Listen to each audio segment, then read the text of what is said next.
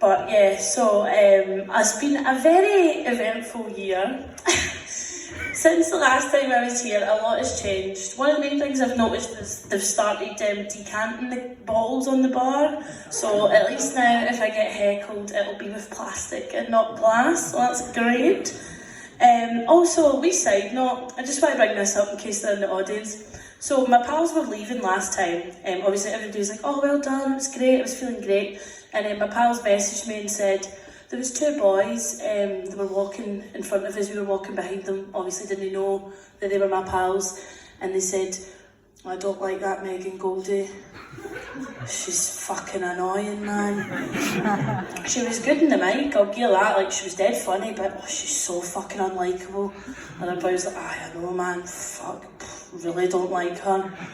So I just wanted to put that out there in case she's in the audience. If he's hated me last time, you're gonna hate this even more. So as I was saying, a lot has changed since last time I was here. The biggest thing that's changed is I'm a lesbian now. Yes, love being a lesbian, it's great.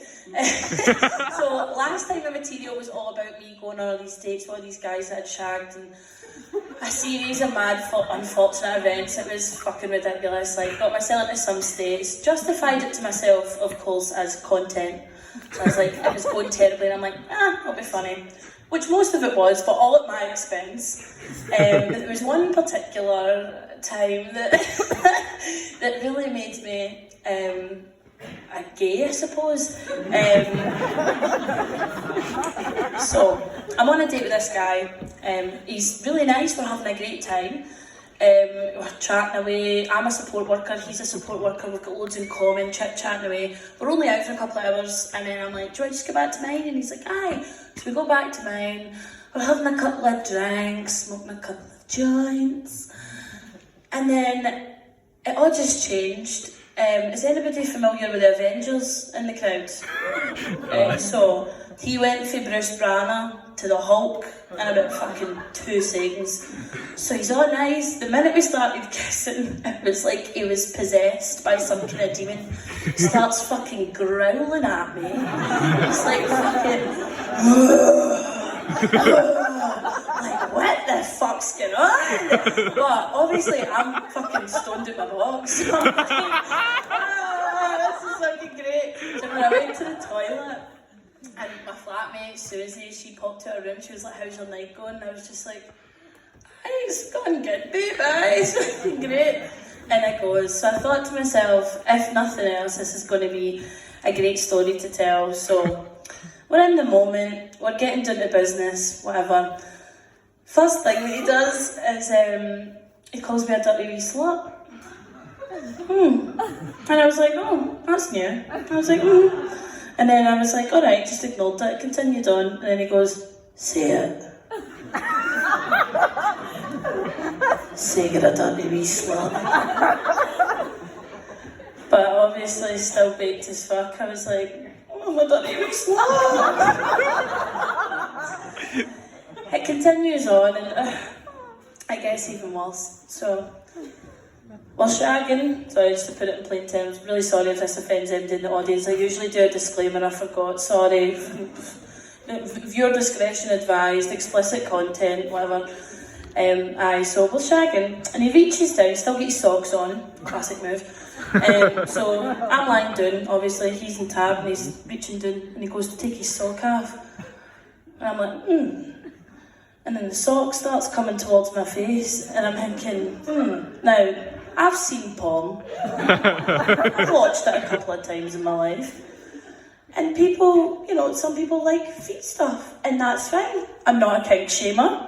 You like feet, that's absolutely fine. So I thought, maybe he wants me to smell his sock. This is his dirty sock that he's been wearing all day. So it's coming towards my face, and I'm fully prepared, like, right, he's going to make me smell it. No. He stretches it over my mouth like a gag and holds it there. So I'm just lying here, stark naked with this guy's dirty soap in my mouth. And that was it. I don't even know what happened the rest of the night. I was so baked I can't even remember. But that was what stuck in my mind, and that image has stayed with me forever. So I'm a lesbian now.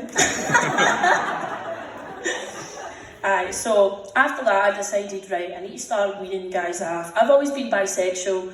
I've actually heard people say, I don't know who said it, somebody said, being bisexual, a bisexual woman, is having 5 guys in the go, but then stumbling over your words when you try to talk to a lassie. 100% true. So I had about 5 different boyfriends on the go. Loved them all. They were all really nice. Like, they were really great guys. There was 2 of them I was very sad to have to break it off with. But I messaged them and was like, I'm a lesbian now. Sorry. They were like, it's fine. Kind of thought that anyway. You never really paid much attention to me in the bedroom anyway. I was like, that's true. So 2 of my favourites. So I'm in Edinburgh one day. Been steaming the night before, had stayed over, was in some random flat, didn't even know where I was. So I was like, right, I'll message folks, see if anybody's about for a pint. So I messaged 2 of my ex-boyfriends, and they were like, one of them was like, I'll meet you for a coffee. The other one was like, I'll meet you for a pint. So I was like, great. So I meet one of them, and I messaged their guy, he was like, I'm getting the train in, and I was like, I'm just meeting my pal for a pint now, like, I'll get you in like an hour, like, shout me when you're out.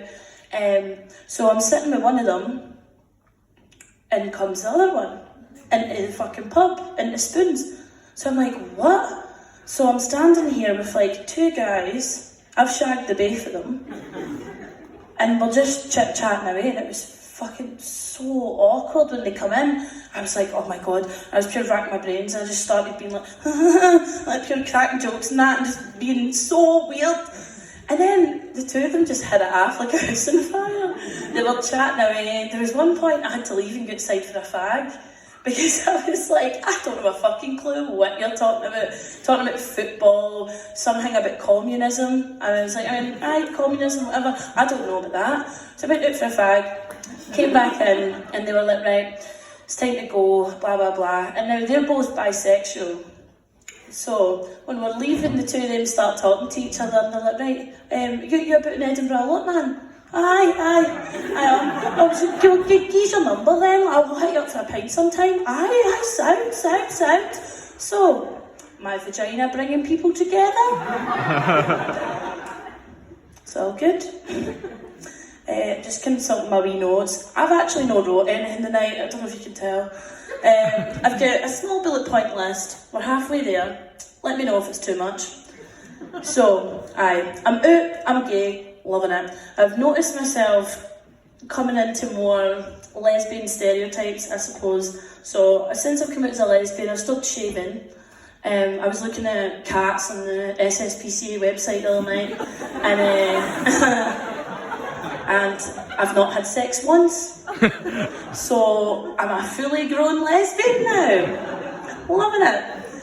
So I knew that I'm out, I feel like everybody can just tell I'm gay. But I read somewhere that when people that are gay and they come out later on in life, they kind of revert to like almost a teenage-like state to sort of like relive the youth that they missed when they were in the closet. So that explains why I'm dressed like a 12-year-old emo boy, reliving my childhood. So we're out one night, me and my pal Greg. Greg's up the back, lovely gay man. Hello Greg, everybody give Greg a wee wave, he's up the back. Hi Greg, love you. So we're going out for Halloween, we're in Glasgow. We're standing in the queue to get into this club. And obviously we must just look gay. That looked gay. Right, okay, aye. I'll take that as a yes. Obviously, Greg's standing there, he's wearing a fishnet vest, looks like a fucking gay Ramsey Nesbitt. I'm like, full drag, I'm dressed up as some like weird gothic cheerleader, I don't know, looking slutty and gorgeous, loving it. So there's a wee woman in the queue in front of us, she's there with her brother and her pal, and she's deaf. So she turns around and starts talking to us, and she's absolutely fucking steaming. So she's lip reading, and I'm like, wow, I work with people with disabilities, so I know like a wee bit of sign and stuff, but I've never seen somebody like lip read a conversation. I was so impressed, and also doubly impressed because she was fucking blind drunk. So I don't know how the fuck she was reading my lips, but she was doing great. But that's where it gets weird. So she turns to Greg, I'm going to put my phone down for this, I don't need the bullet points because it's burned into my brain.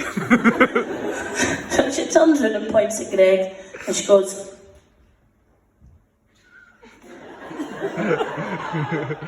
Now, I do know a bit of sign language, and I know that that's gay, but this is the universally accepted term for gay. So she goes to Greg, and he goes, aye, babe. And then she points to me, and she's like, I'm like, aye, I'm gay and all. And she's like,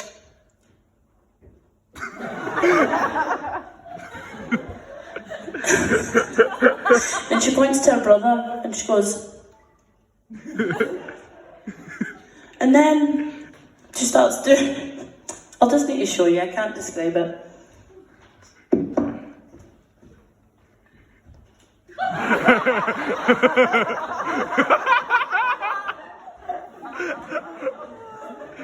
And Greg's like, aye.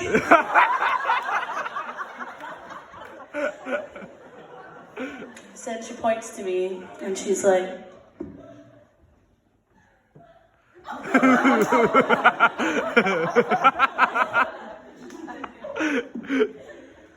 like, aye, babe. That's right. So her brother comes over and he's like, sorry. I'm like, aye, no bother. They drag her off into the club and she gives us one last for good measure, and then she's off into the night. We never see her again. I hope she's doing well. I think she's the best person I've ever met in my fucking life. So aye, that's it. So I'm out, I'm gay, and it's good to know that I'm that gay that even with impaired senses, you can still tell it a fucking mile off. And that's me. Thank you.